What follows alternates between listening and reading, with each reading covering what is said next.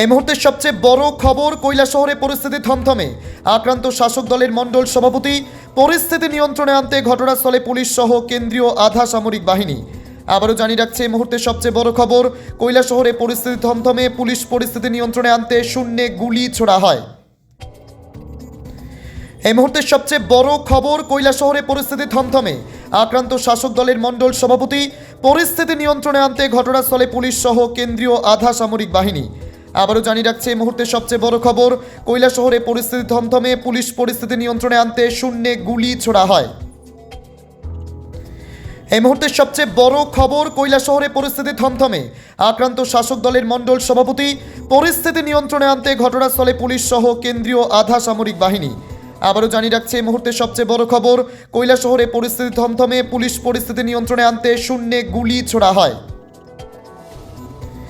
এই মুহূর্তের সবচেয়ে বড় খবর, কৈলাসহরে পরিস্থিতি থমথমে। আক্রান্ত শাসক দলের মণ্ডল সভাপতি। পরিস্থিতি নিয়ন্ত্রণে আনতে ঘটনাস্থলে পুলিশ সহ কেন্দ্রীয় আধা সামরিক বাহিনী। আবারও জানিয়ে রাখছে এই মুহূর্তের সবচেয়ে বড় খবর, কৈলাসহরে পরিস্থিতি থমথমে। পুলিশ পরিস্থিতি নিয়ন্ত্রণে আনতে শূন্যে গুলি ছোড়া হয়।